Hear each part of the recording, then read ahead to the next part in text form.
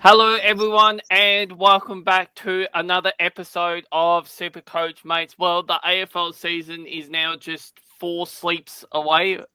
So um, Obviously each side has played in their Amy Community Series match.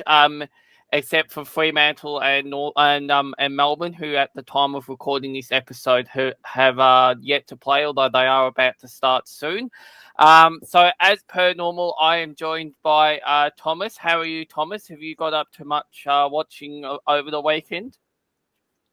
Yeah, it got a little bit done. I was kind of a bit disheartened after the St Kilda game, which was a bit of a bounce back down to reality about what we're probably capable of. But yeah, good to see some proper footy back, or as close to you know round one footy as possible. And it's looking forward to the season proper. But what we've got in store for you today is we're going to kind of combine the forwards and rucks analysis together, just because we want to get this out before round zero and running a bit behind schedule. So we're just going to combine those two. And before we do that, we're just going to bounce straight back into a bit of a recap of our kind of main takeaways, not necessarily from a footy perspective of the Amy Community Series, but how that kind of relates to Supercoach directly. Because obviously, in the last kind of 4 or 5 days, we've had a lot of injuries basically drop down like flies, and Nathan's going to go through that. But I'm just going to bring this up quickly just to see what the go is. But as we can see here, number one off the talking points from this weekend is how are we going to restructure our teams, or is there a need to restructure our teams with all these preseason injuries? As I say, Nathan's going to rattle off in a minute, but I can tell you now from a couple of weeks ago when I put not a couple of weeks ago, about a month or two ago, when we had our first crack at the, early preseason team picker, it's 100% changed. Unfortunately, I remember when I opened up my SuperCoach app, it was pretty much 90% of the players that I've read thingy on them saying they're either injured or potentially injured. So, yeah, what are those injuries, Nathan, and how do they look like in the SuperCoach landscape of things? So obviously, there's a fair few popular players that you would have been aware of if you're following on all the socials and things like that, but how are they detriment to the SuperCoach sides, Nath? Yeah, well, we got through the first three Amy Community. I mean, the first two Amy Community Series games pretty much unscathed. There were no injuries really to report out of the Geelong Essendon game or the Richmond Collingwood game. And then we get to Saturday, and it was absolutely carnage galore on Saturday. So no one got injured from the Hawks, but from the Dogs, we obviously lost Marcus Bontempelli, who has a complex calf injury, the Dogs are saying, which doesn't sound good at all. He has been ruled out for a minimum of 6 weeks. So that is probably the biggest news out of the Amy series game. So that is going to require a tinkering with probably most teams. And then the second player who most people probably would have gone for, if not Bontempelli or Nick Dacos, would probably be Zach Butters, and he got ruled out before the Port Adelaide game for 6 to 8 weeks with him requiring an arthroscope in his knee, which is never ideal at the start of the season. And then we get to the Brisbane and Adelaide game, and Brandon Starcevich, I know he's not really super coach relevant, but he got concussed, and he was out for the game. And then we got to the Giants game. So Tom Green got ruled out, I think, before this game as well for about 4 to 6 weeks with a calf injury as well. And I think they're going to really miss Tom Green over those first few weeks. I think it's going to come down to, Cornelio and Carl Ward to win that, that loose sort of ball in the centre's square contest. So that's going to be a bit of a loss for the Giants. And then again with Carlton, Mitch McGovern, not really super coach relevant, but he finished the night on the bench with a rolled ankle. And then we had the Gold Coast Sydney game, which was absolutely carnage. We lost Mac Andrew in the first contest, basically, after chest injury that looked more like a concussion, but we can only go off what the Suns are telling us. So he didn't even score at all. David Swallow, I believe, did his hammy or had hamstring tightness. So he's probably going to miss some football. And then the other big one for mine, Errol Gordon, who provided so many highlights for Sydney last year. Fractured his ankle, requires surgery. Now, Sydney haven't given an estimated time on his return, but I've done my own sort of readings into it. And from what I've read, I believe fractured ankles can take about 12 to 15 weeks to heal with surgery. So that means that he's probably going to be ruled out for most of the first half of the year. And then we go to the game yesterday, and there's a few beds on here. Mitch Owens was the main concern from yesterday. I think a lot of people might have had him as a bit of a smoky.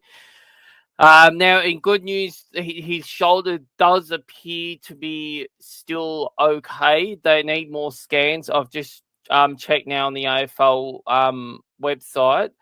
So they're saying promising signs for Mitch Owens. Yeah, I think it was more of Sharman, a.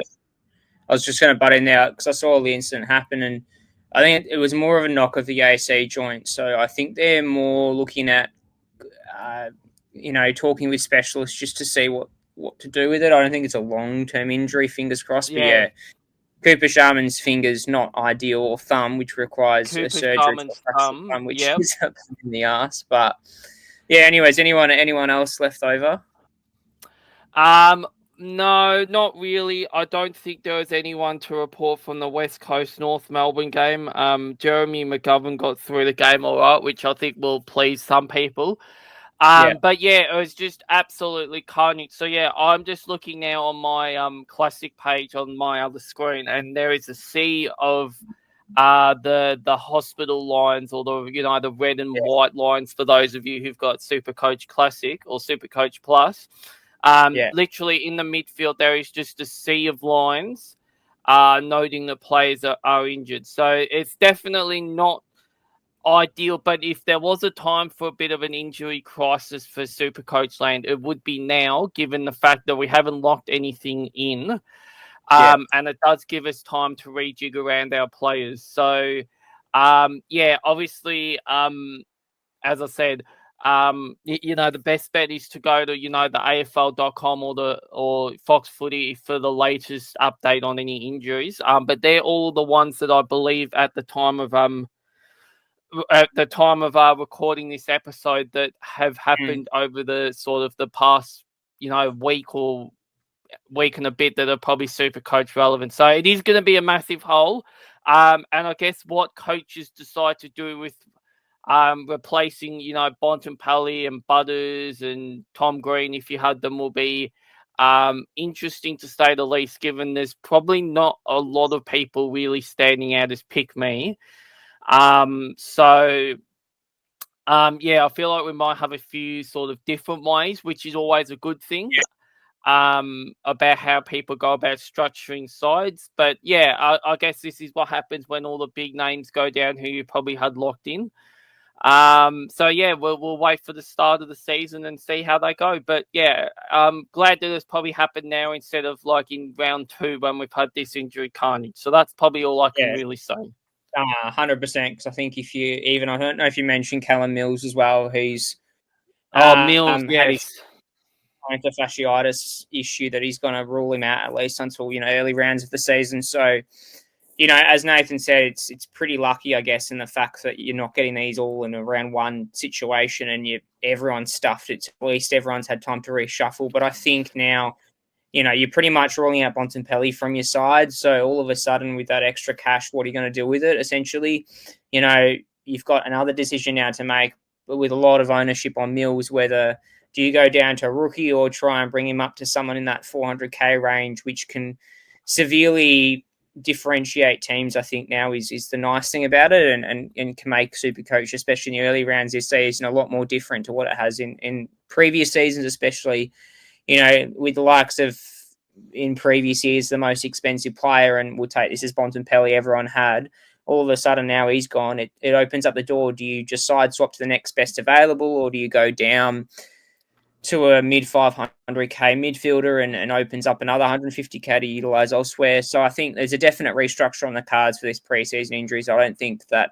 the structure that a lot of people had to start the season is going to be the same for opening round and round one, but it's definitely going to make it quite interesting in the first couple of rounds to see which teams capitalise on making the most out of these injuries and making sure they've got the best available playing in their sides come round one. But I guess in the second question to this, and this will be interesting to hear your thoughts, Nathan, is do you reckon now that we've looked at some of the rookies that have played now in the Amy Community Series practice match, you got Toby Travalia, who I think only scored a 20 SuperCoach points, and he was only playing, I believe, back end of third quarter, fourth quarter, so barely played at all. Seems like Liam O'Connell's ahead of him in the picking order.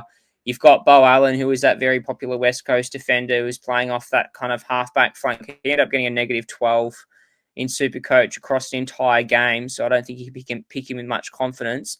What are your thoughts on having to go down deeper in the structure with your defensive line to kind of mitigate the risk that you're going to have these dodgy rookies on board? Because we saw the likes of your mate Perryman score 122 playing a midfield role. You had Richards, what's his name? The guy from Sydney. Roberts, that's it, Matt Roberts, score 120 off that halfback flank or just under. What are your thoughts on potentially going a bit cheaper and a bit more riskier in that defensive line? We obviously in previous seasons have had, your classic like Sheasel, Whitfield and another 500k defender and then your rookies. But now do you reckon it's worthwhile going a bit further deeper just to avoid having some really suspect rookies on your field in that D kind of 4, 5, 6? Yeah, well, I mean, I suppose we are getting into the sort of the time when we need these rookies to sort of stand up. And unfortunately, normally it's the forward line where we have the most trouble with these rookies. But this year it seems to be down in the back line. So I'm just looking on here now. So most popular players sort of under, that at that rookie price. So yeah, as you touched on, Bo Allen scored a -12. I'm not sure how much you can read into that, but it's definitely concerning. Zach Reed scored 73. I think as long as his body stays all right, I think you can pick him with some confidence. As you touched on, Toby Travalia only scored the 21 SuperCoach points, only 7 disposals. So that's a little bit of a concern for mine. James Leake scored 61 with 18 disposals. So I think you could probably pick him as well with some confidence. And then Saeed Al-Hawali, sorry if I pronounced his name wrong. I don't even think he played. So no, he was in the best 18 for Essendon, so I guess you can basically scrap him off your list for now until we see him for at least 3 games. But Travalia as well. I think the big issue with him is he's the heightened price of 170k, and he's not in the best kind of starting lineup, I'd say. Maybe that changes round one when you've got the likes of Cooper Sharman and Mitch Owens out.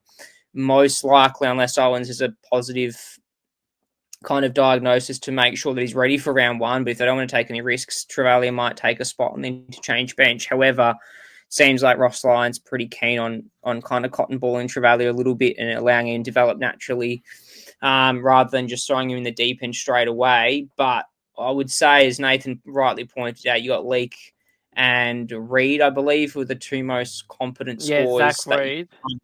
Zach Reed, who we've had before I think last year. I think he got injured, so he was pretty much a dead rookie then. But if he keeps his body right, it probably shows he's a good enough SuperCoach scorer to kind of have somewhat on your field.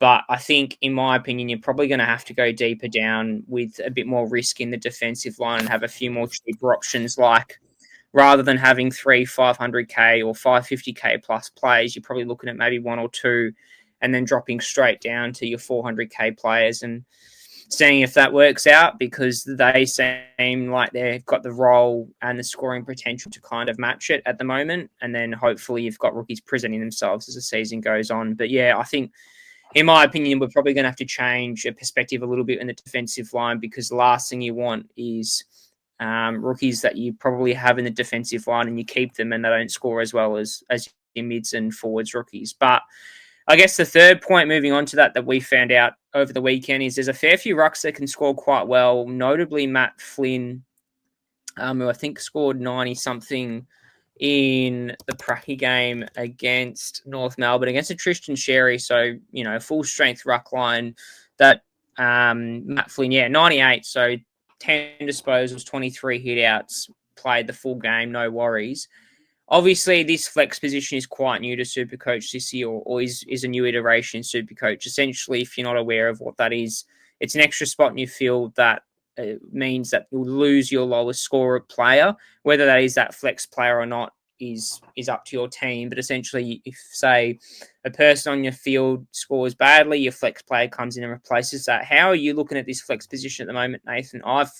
When we did our early team pick or whatever, I had Levi Ashcroft as essentially as an extra mid rookie, but I've seen a lot of super coaches start to pick the likes of Matt Flynn as an extra ruck. They've even gone 3 deep in the ruck line with, Max Gore and Tristan Sherry and say a Tom DeConning to maximise on ruck points.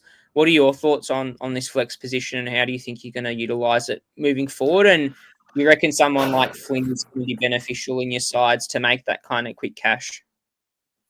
Yeah, well, the third ruck spot has always been a bit of an interesting one, I suppose. I mean, back when SuperCoach, sort of 4 or 5 years ago, there always used to be a fourth ruck spot, and then they got rid of it and made it into the midfielders. So, I feel like, pardon? Yeah, no, all good. Oh no, I was just gonna, so now with this flex position, I'm really torn on what to do with this flex role, to be honest. Because I had, like, when I first did my team, I actually had Bailey Smith in that flex position. Because I thought it was, it might be a good, position to put someone who you sort of think might be there, but you're not 100% sure how they're going to go, with injury or form or something. It was a bit more of a, a bit more of a risk-taking position. But as the summer's gone on, I think it definitely has made more sense to perhaps try and get an extra bigger body into that, or like an extra premium into that flex position if you can. And just basically rotate them throughout. So if you're going to go down the 3 ruck option of Cherry, DeConning, and Gawn, probably wouldn't have any hesitation in doing it. Given the fact that, that Cherry, as we saw, he scored 100 and, I don't even know what he scored, like 170 odd. No, 140 weekend. What did he score? 141. Yeah, 141, sorry. So he's got to be in there. Tom DeConning as the sole ruckman last year was fantastic. And then I think most super coaches would have Harry Boyd on the bench as a third ruckman. So perhaps in this flex role, you could even, if you think you could carry, you could even be tempted to. I don't know if this is. I don't know if this is doable, but I think most people would have someone like Marcus Bontempelli. If you wanted to, you could even just sacrifice the flex role for the first sort of 6 weeks and just put Bontempelli there. But yeah, I think this flex role, it does open up a wide variety of options. I'm yet to really sort of figure out what to do with this flex position. So I mean, I think it's best going to be utilized if you can get another premium in there. I would probably definitely go down that path. But otherwise, I feel like if you've got someone who you sort of, a bit on the fence about and you're not sure, like for me with Bailey Smith, you might want to pick him, but you're not 100% sure. I think this flex position is great for someone like that.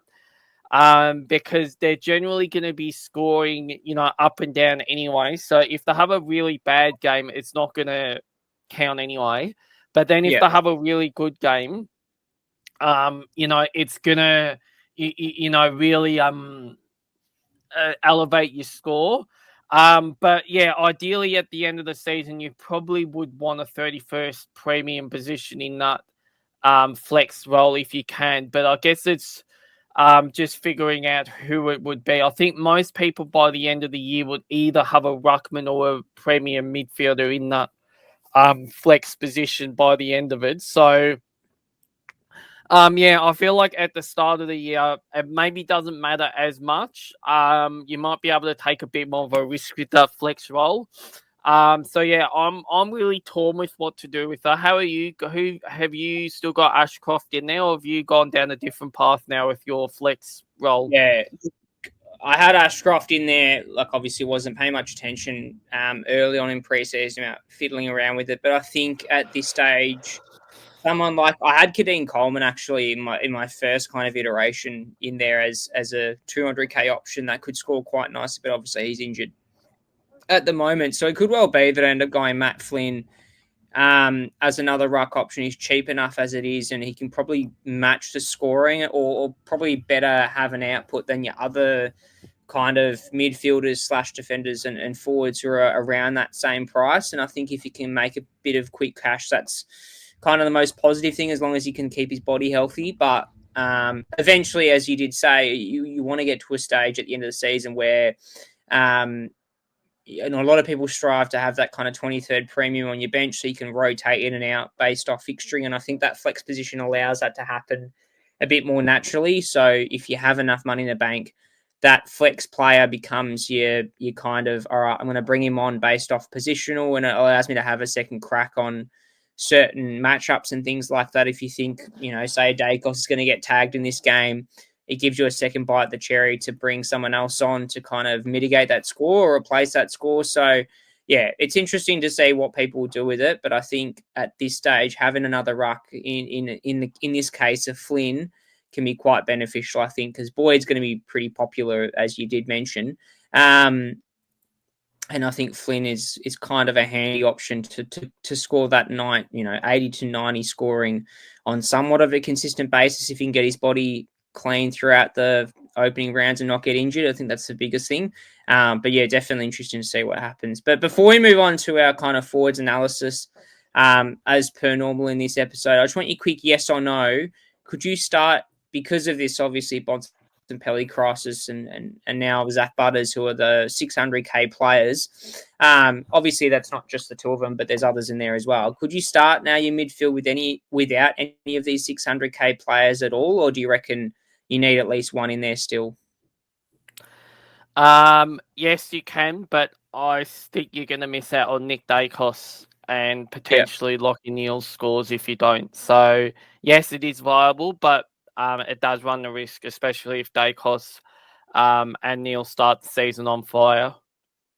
Yeah, no, I think I'm with you there. I think now that Bontempelli and Butters are gone for the start of the season, I pretty much think you pretty much have to have Dacos regardless of whatever doubts you may have about tags and buys, because his ownership's going to skyrocket now because it's pretty much him and then a bit of daylight and then maybe Sarong that you can consistently put a vice captaincy or captaincy armband on, and I think that's the way to go for the opening rounds at least. But moving forward to our kind of regular iterations of these episodes, as we said, we're going to combine the forwards and rucks together just because we want to keep this a bit more concise across, rather than putting out two episodes. We want to get this out before opening round, and we want to also get out a kind of final team reveal for myself and Nathan. So moving quickly straight off the bat here, we've got our kind of 600k plus, or not, so I was going to say 500k plus, not 600k plus, my apologies.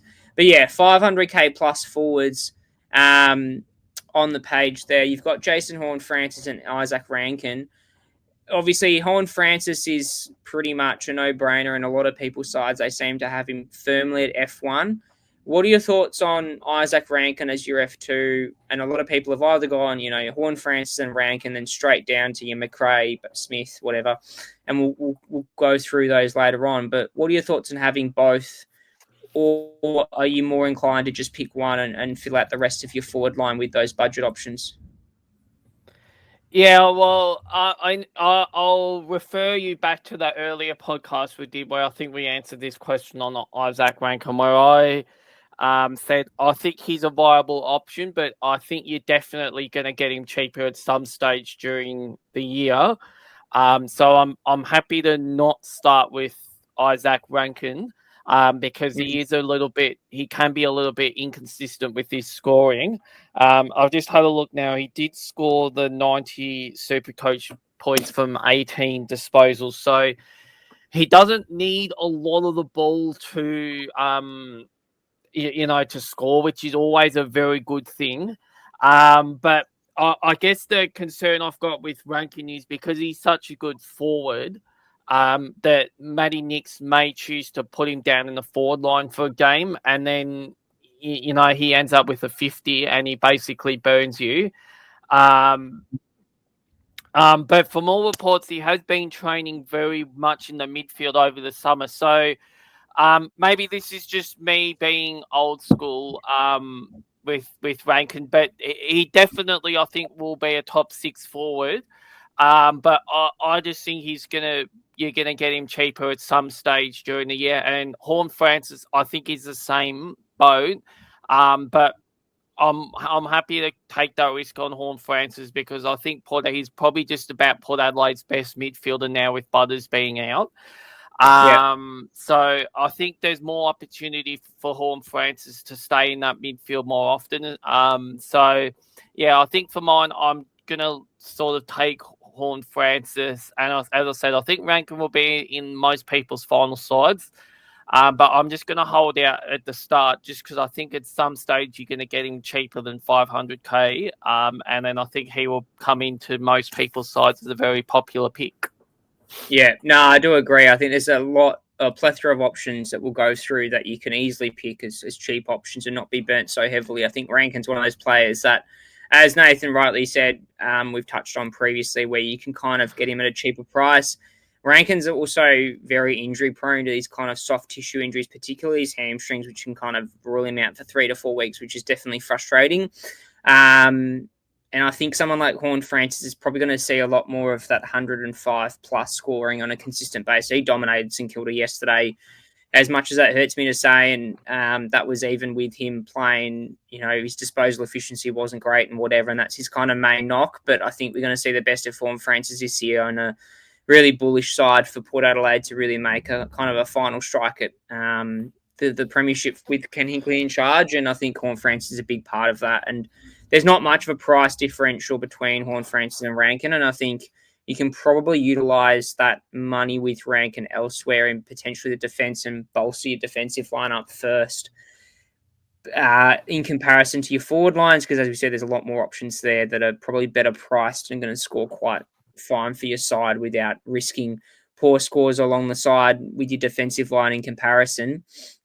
And as Nathan said, I probably can pick Rankin either at a similar price. I don't think he's going to, bomb up into the 600Ks anytime soon, but he's always going to fluctuate quite heavily, I think, as just his natural role as a kind of forward mid player. So, yeah, we're going to agree with Horn Francis there. But moving on right back down to kind of your 300, 200K players, as we've hinted in previous episodes, this is kind of where the value's at in the forward lines at this stage. And we got Jack McRae, who seemed to just rack up the ball as per normal, even though we got absolutely battered from pillar to post. He doesn't seem to have any issues finding the ball. Unfortunately, Bailey Smith did not play in that Essendon practice game. It seemed like from all reports that they're just managing his ACL, and he should be all good to go in this season opener. However, he did score 59 or approximately 59 AFL fantasy points. This is off, I think it's Woodsy on Twitter if you want to chuck him a follow. He was a lot of where we got our kind of information early doors with regards to potential scoring. I'm just going to bring up.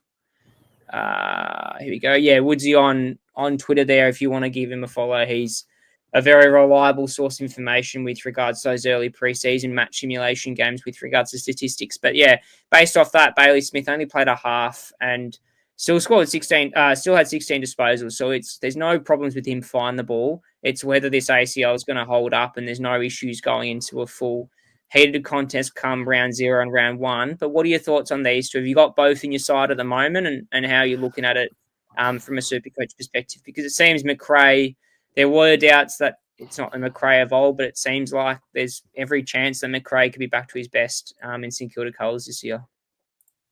Yeah, well, Jack McRae's been a mainstay in my side all pre-season, and I really liked what I saw from the Amy Community Series game yesterday. So McRae, I think, picks himself. We all know he fell out of Luke Beveridge's midfield, and he basically was playing as a half-forward flanker, which just doesn't suit him. So him being back in the engine room, I can see him getting himself, quite high in price-wise. And the fact that you can pick him as a forward, I think there's even less risk picking him as opposed to him being a pure midfielder. So I think that that's a massive win. As for Bailey Smith, as we touched on previously, I have wavered on him. I would have loved to have seen him play against Essendon just to get a look at him and sort of see what his role was in that Geelong side. But I guess we can only go off what we saw in the match simulation games. So 16 disposals and a half is quite impressive. 59 fantasy points as well is quite good for a half of football. So I think you're definitely taking more of a risk if you're going with Bailey Smith, just given that we haven't seen him on exposed form in a full, in an Amy Community match. So for him, I might have to go back and see if Geelong have the highlights of his match simulation and go and have a look and sort of see how he was moving and what his role was. But I did get a few snippets that said that he was basically playing out of the centre square, which sort of leans me towards picking him. And he definitely has a role in that Geelong side, given that we saw in the prelim last year, once Max Holmes got injured, they basically lost all ability to run. And obviously Bailey Smith has speed in abundance. So I think he definitely fills a role for Geelong's side. Given the injury carnage elsewhere, I think I probably will have both in my round 1 side. But I would love to see Bailey Smith get a game for Geelong on Thursday night and just really sort of hone in on him and see what his role is before definitely committing to him, given the opening round is basically a free crack for these 8 clubs who are playing in it. So, if Bailey Smith's named, I think you can probably, and he gets through the game unscathed and his role looks good, you can probably pick both of them. But just purely at the time of recording, I definitely think McRae is the safer pick. Yeah, no, I do agree with you there, Nath. Matt McRae, I've just realised there, Bailey Smith isn't 500 and whatever, 21k in SuperCoach. Yeah, is 389. 389. But yeah, very similar to McRae there with regards to pricing. And I think McRae, just as shown in the last, match simulation and Amy Community Series, is that he's back to his best. He's pretty much the mainstay in that midfield across with Jack Steele there. They're basically M1, M2 in that St Kilda starting centre bounce, and I don't think he's going to get tagged too often with regard. He might do if he goes off the chain a little bit, but I don't think with how St Kilda's injury struggles are happening, it's not going to have a significant dent in the opposition's midfield. But yeah, I think we're going to probably have, as Bailey Smith is capable of, playing strongly in that centre bounce rotation for the Cats. I think having that round 0 free hit is going to be very, very helpful for owners if we want to decide to stay with Bailey Smith or pivot elsewhere. But I agree with Nathan. I think McRae you just have to have, and it's reflected in his ownership at the time of recording is 63%. You just can't go wrong with him, and I don't think he's kind of back to his best with producing consistent hundreds or close to that 100 as possible. And he's playing the right role where he flourishes in comparison to a half forward flank wing role where Beveridge was pushing all over the place last year. But Yeah, two pretty strong options. Moving on to two other interesting options, which are interesting to get your opinion on. Jeremy Finlayson, and the only reason I put him in this video is how he dominated our forward line, and put an asterisk there that we didn't have a strong forward line on yesterday afternoon, but he basically torched us, as do most intercept defenders do every single game. But it seems like he's made a flip down back in that intercepting role.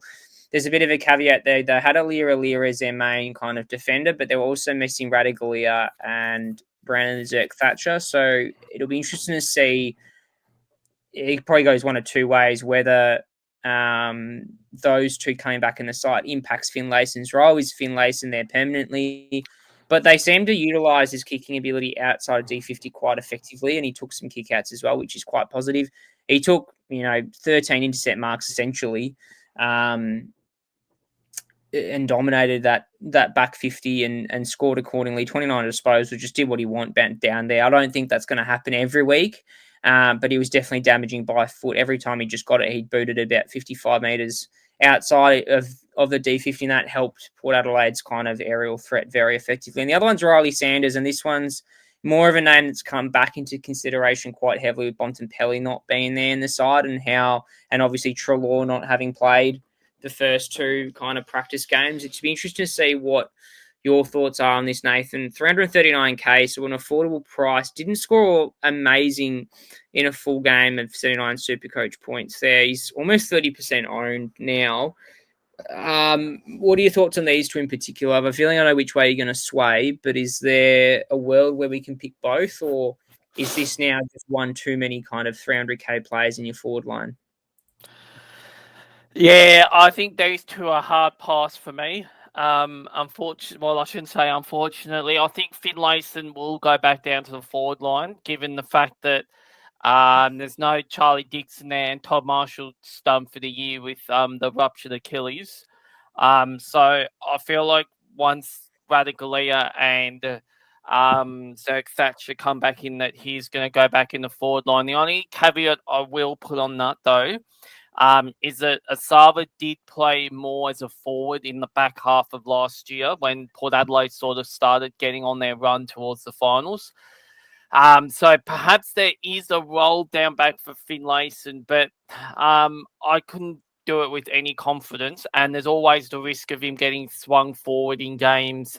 So I just think it's too much of a risk there, but he definitely was impressive, against a very weakened St Kilda forward line. So as Thomas touched on, I'm not sure sort of how much you can read into that. Riley Sanders, I don't know if you can really take any risk on these Bulldogs players. They get moved around like chess pieces. So there's one game where he might end up in the half-forward flank, and then he becomes a Jack McRae scorer. He might start in the centre bounce midfield one week and, be a gun player. So if you're happy to take that risk, I would say well done to you if he gets, really good scores. I guess this Bontempelli injury, there is a sort of a centre bounce spot open for, for someone of the Dogs to take hold of. So it will be interesting to see which way they go.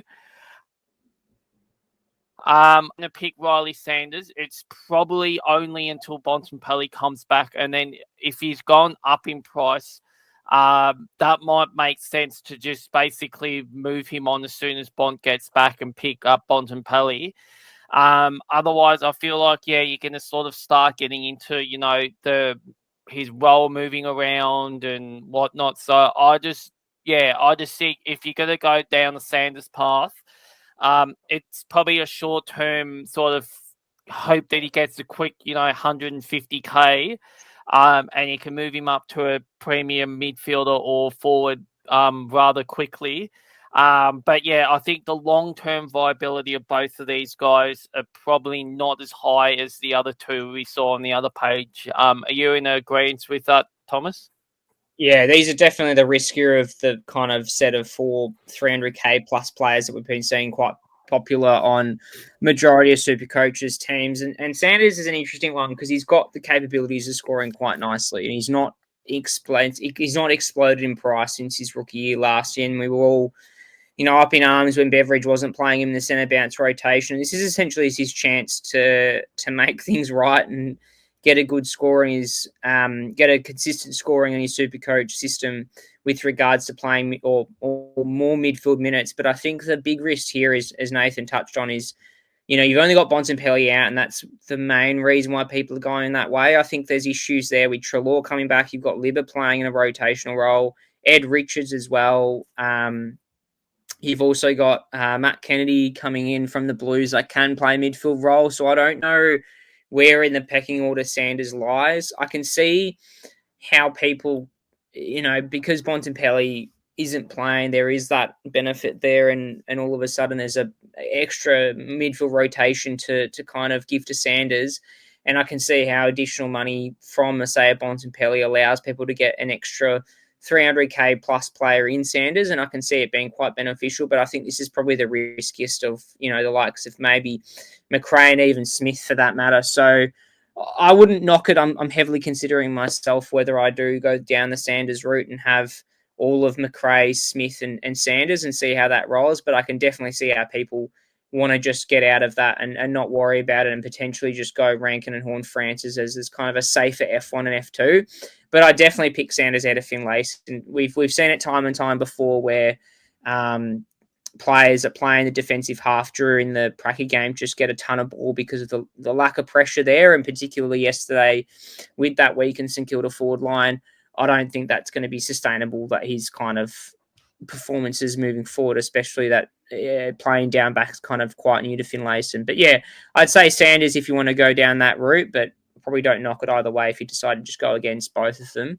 But before we move on to the Rucks, we've gone down the real cheap route now, that one of them in particular has pretty much been a lock in everyone's side and hasn't really moved out. And the other one that's been really kind of flourishing in the last kind of was, he's definitely had his name put up in lights in pre-season and has done quite nicely in the first two Pracky games and should hold his spot moving into round one, is Hugo Garcia from my St Kilda side.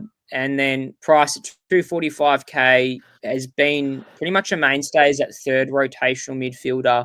Had a lot of raps on him as pretty much a permanent sub. Last year for St Kilda, every time he came on, he looked like a true midfielder and didn't do any harms of him being picked in the starting 18 or the best 22, whatever.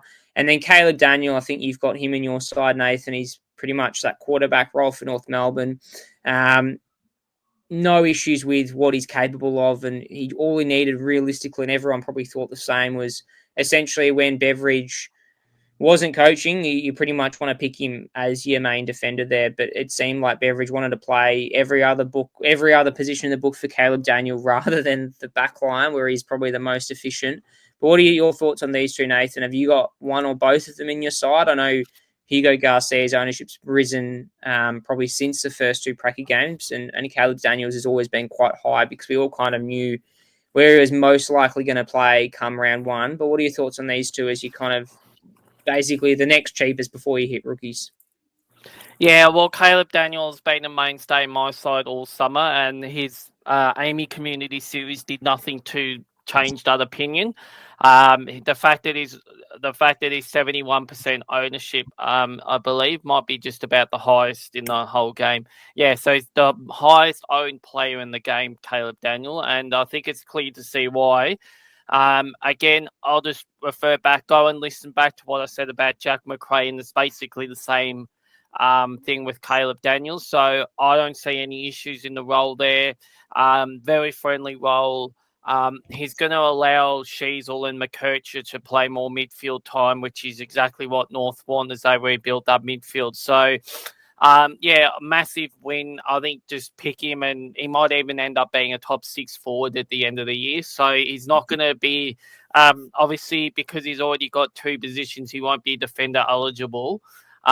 So he will basically just be a forward who plays in the back line all year.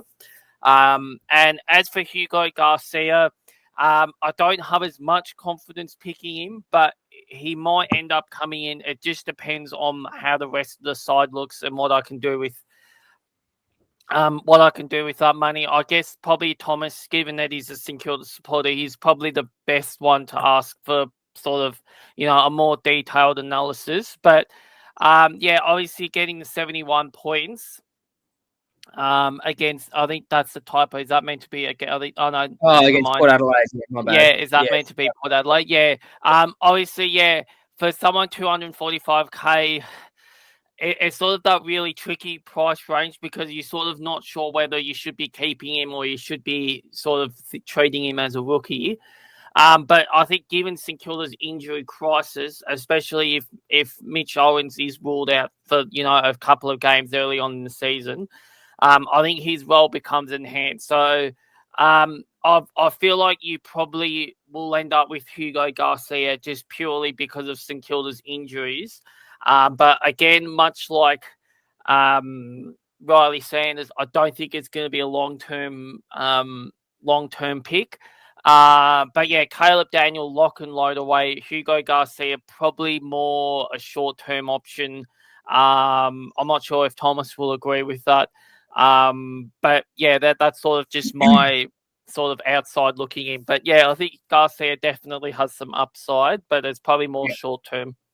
Yeah, no, I do agree with you. I think Caleb Daniel is your mainstay. It's a must pick with his price and his upside and potentially being a keeper at that price, realistically speaking. And Garcia is an interesting one because it seemed like he was there as a third midfielder alongside McRae and Steelers at starting centre bounces each quarter. They did tinker with it a little bit. They basically removed Garcia and then put Nazai Wangadeen-Miller in there for a short period of time to see probably how that mix-up looks like. You got Sinclair coming back from injury, potentially round one. I don't think they'll probably just chuck him straight in the guts, but that could be an option there. Owens could have been another midfielder to roll through, but he's obviously now injured. So Garcia's likelihood of kind of maintaining a midfield rotation is high. That time on ground, I didn't actually realise it was that low. I thought it was more in the 75 to 80% range, but it probably seemed likely that they were just alternating and seeing which works as that third midfielder rotation. Because the unfortunate reality is we were getting pumped in centre clearances regardless of how you looked at it. And Garcia is still a young player. He's only in his second season. So I think he's only going to improve. He's a tackling machine from all reports and from what I've seen live as well.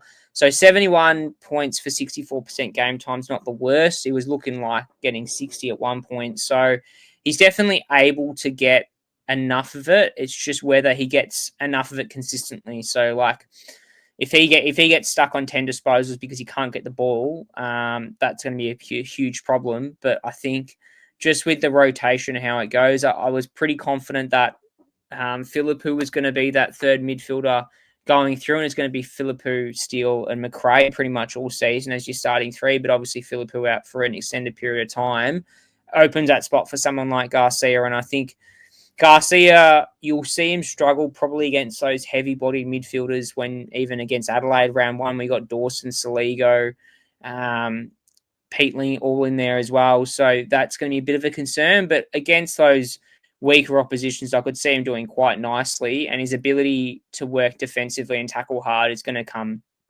clutch. I think he only had 3 tackles against Port Adelaide, but we just couldn't get the balls on our hand at all. So if you can up that to kind of 5 to the 8 range and consistently tackle hard like your Jack Steels, I can all of a sudden see those 70 scores becoming 85, 90. So he's got the role at this stage, and I think Nathan's right. I don't think you can trust him for the entire season because he could easily swing back down the pecking order once those injuries come back into play. But I think at this point in time, when we're looking at issues with our defensive line and we can fill out our forward line with Hugo Garcia potentially at F6, I'd be much more confident that way than moving another rookie in that position there that's in the 100K mark. But that's all we've got for the forward line. So we're going to move on now to the rucks.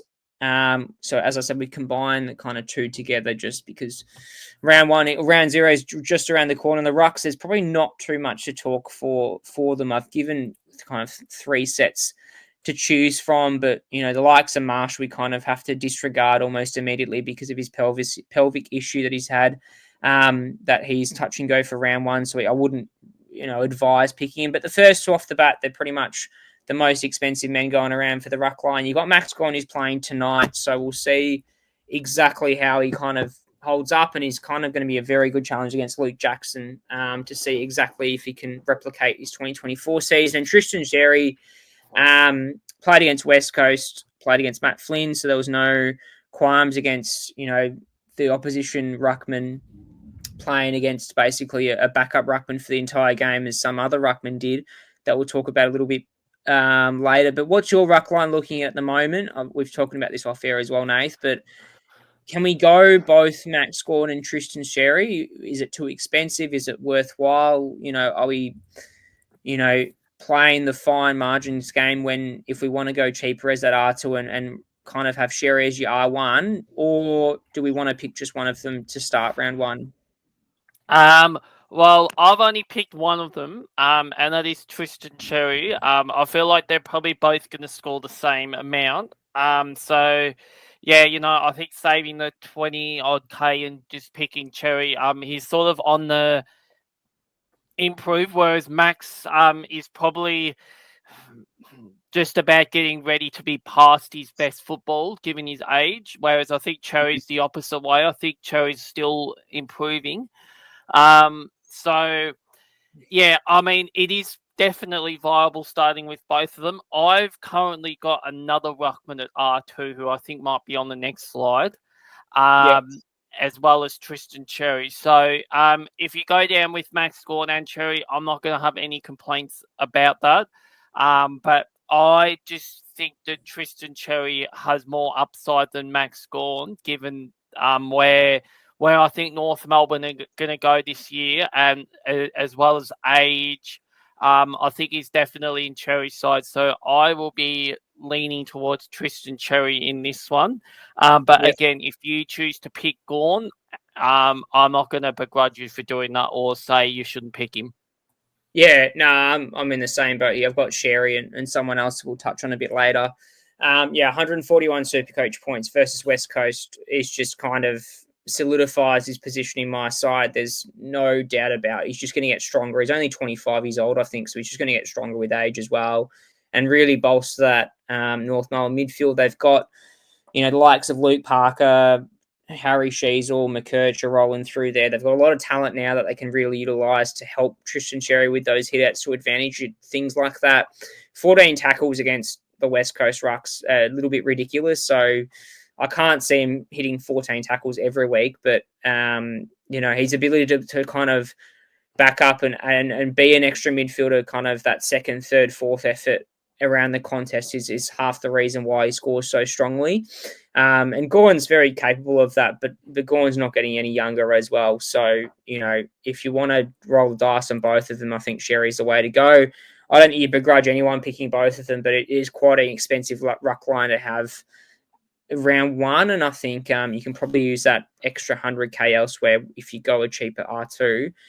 Also, just a heads up for those listeners at home that have paid close attention to the slides, the reason why we haven't got last year's averages and high and low scores of every single player now is we've now got the bit of data from the community series matches, so we've got the actual stats for those of them who've actually played across this weekend, and those who haven't played or are yet to play like Gawn, we've just stuck with the initial data that we've had from last season or the kind of last hit out. But moving on to the next line, I don't think you've got either of these, Nathan. I think the person you're looking for is on the next slide. But these are kind of two players that, you could potentially pick, and would be quite interesting to see if anyone does go this route because they are cheaper, slightly cheaper, not hugely discounted. But the big differential is their kind of POD ability to kind of differentiate your side from the rest. And that's Toby Nankervis and Tim English. I was definitely a frustrated Tim English owner last year. I think it was well documented on the socials that I essentially went from, I don't remember who I picked up to start round one, but I had Rowan Marshall brought in. Then he had his kind of injury issue against Port Adelaide. Then rather than trusting him to bounce back and score quite nicely, I went into Tim English. And ever since owning Tim English, I don't think I'll ever own him again. He's just definitely a frustrating owner to have, a frustrating player to own, with his consistent kind of sub-hundreds to kind of 110 at max, with the ability that he was really, I believe, struggling with the kind of new ruck rule where those bigger bodies just got on top of him all over the ground. And Toby Nankervis is an interesting one because he's always flown under the radar. We know the struggles that Richmond's probably going to have this year with such a young list. But what are your thoughts, Nathan? Is there a world that we can pick? I wouldn't say both of them, but would you potentially entertain the option of picking one of these two? As say, you pick Sherry as your R1 and you want to look somewhere different. We all know the Carlton ruckman that we're going to talk about in a minute, but if you have doubts on him and kind of Pitney as that, when Pitney is fit to come back and how that kind of ruck split looks like, could you go down these two? Because I think the benefit with these two, if you want to play devil's advocate, is the fact that they're basically their number one ruck, sole ruck for their clubs. There's no risk in having that duo ruck combination in their sides respectively. But what are your thoughts on these two in particular? Yeah, I think I'm going to change tack on this. I've been a big Tim English fan. I think I started with him last year, and yes, along with Thomas, was very, very frustrated, even though I didn't really steer too much towards Classic last year. But I just think that this new ruck rule, I think definitely helps Nankervis more than Tim English. And also with Nank being a club captain of a very, very young side, he's going to want to be, that that leader who Richmond's badly need at this stage, given us basically him, a few other, older guys, and then a bunch of kids running around. So they definitely need a leader to look up to. So I feel like Nankervis is probably the way that I would go out of the two. And yeah, Tim English, I don't know if it was form last year. I don't know if it was the change in the rules. But yeah, he definitely wasn't as prolific as he was a few years ago when I think he started the year, as the highest price player in SuperCoach. And it was basically everyone was talking about the next big thing in the ruck world. So I will definitely keep my eye on Tim English. Yeah, as you touched on, I don't have any of these guys in there, but if I had to pick one of them, I think I would be going Nankervis, as opposed to English, just purely because I feel like that English is probably going to be more hurt by that, the change in the ruck rule as opposed to Nankervis. So, yeah, I think Nank for mine. Are you the same, Thomas, or are you going down the other path? Yeah, no, I do like that Nankervis POD. If you ever want to go down that route, I think I weighed in that option. I ended up going Lloyd Meek. I remember late on in the year instead of Toby Nankervis, and I think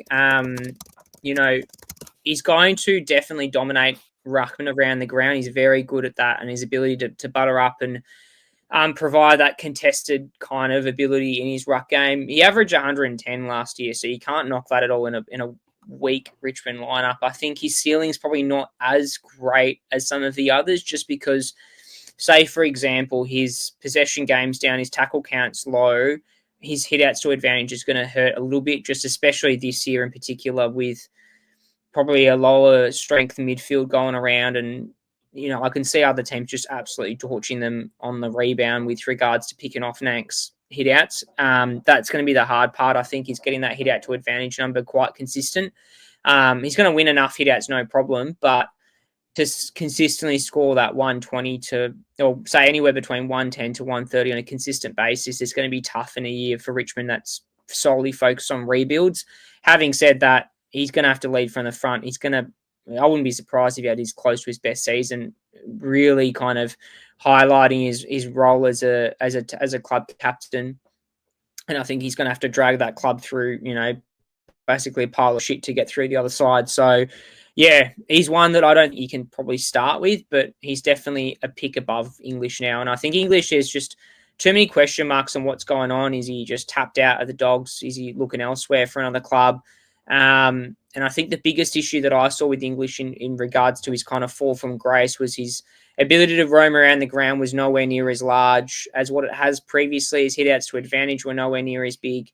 And he's not capitalising on either his possession game or his hitout game at all. And I think, and I've mentioned this multiple times last year's podcast as a disappointed owner, is I think he really struggles against those big ruckmen that essentially, if you're not aware of the rule now, you can basically stick out your arm and block the other more athletic ruckman to jump over the top of you, whereas that used to be a free kick against the blocker. So I think he's got to find ways around it to kind of beat his opponents to the ground, as per Rowan Marshall does so often. And I think if he doesn't figure that out, his scores are just not going to impact as much as it does in previous seasons. I think Sam Darcy as well, being a mainstay in that forward line, doesn't help English in any sense, because it used to be English playing that style ruckman for the entire game, and now it's kind of a split between him and Darcy, where Darcy takes a lot of the inside 50 ruck rolls. So, yeah, if he can't fix that up, then I think Nank's the way to go. But moving on to our final two ruckmen, one that I owned and one that I probably will own come the start of round one, is Tom De Koning. We all know his insane ability to score crazy numbers when he's a sole ruck. We all know that. There is concern when Pitney comes back, probably, but Pitney's out for the early rounds, at least with this. I think it's a calf complaint. Don't correct me if I'm wrong, Nath. But Lloyd Meek's the other option. I owned him towards the back end of the year as a kind of a riskier, cheaper pick. I think I picked him up, not at his absolute bargain basement price, when you could pick him up, I think, for like $350K or whatever it was, but picked him up essentially sub 450, and it didn't disappoint at all. 60% time on ground, so a very low time on ground for Meek against Tim English. 90 SuperCoach points was scoring for fun. The biggest thing I like with Meek is his hit out to advantage. He doesn't get much of the ball, but he gets so many hit outs to advantage, and that only probably will improve with Hawthorn's rise up the ladder. De Koning, on the other hand, we all know his insane ability to score well around the ground. Basically, when we knew he was sole ruckman, he was going to score well. What are your thoughts on these two ruckmen? We all know by this stage, Nathan, who you've got in your side as R2, but what are your thoughts on both of them as kind of options throughout the season as well? Yeah, I've obviously got TDK, Tom De Koning, who is 547,000 there, not 594. That's Nank's price. Yeah. 540. So 547 100's Tom De Koning. So he's actually cheaper than Lloyd Meek. Yeah, I think he's ready to take over Carlton's number one ruck position. They definitely need some more speed in that side. I'm not too concerned about Pitney coming back in, because he can score. He can kick goals as well, De Koning. So there is a second role there. I mean, ideally though, he's not playing. But yeah, you just have to look, at his season after round 10 against Sydney, when he scored 28 points. I think that was a really wet game from memory. He did miss a lot of football, but he only went underneath 100 twice in the games that he played, and one of them was a 95. So, yeah, I feel like with Pitney being out, it's definitely going to be him and him alone as the sole ruckman. And even if Pitney does come back in and he starts scoring, his scoring does start sort of plummeting a little bit. You've got that 31st position as well. You could sort of move him down to the flex position. So I think that's another advantage of this flex role, is that if you do pick someone, say like a De Koning, and he has weeks where he does really well and weeks where he might not do as well, having that flex position, it basically allows you to remove his really bad scores and keep him. Because when Pitney's not in the side, he is a proven scorer. As for Lloyd Meek, I have no knocks against him. He's clearly established himself as Hawthorn's number one ruckman last year. I don't see why that would change this year with Lloyd Meek not being Hawthorn's number one ruck. So, he's only rucking against Ned Reeves and Jamie Henry, who I'm guessing is a young kid they picked up. So realistically, unless you think Ned Reeves is going to take over him, it's probably going to be Meek as the sole ruckman. So he's definitely a point of difference, Meek. So again, if you want to go down the point of difference path, all for it. I think he's probably going to be a safe, top.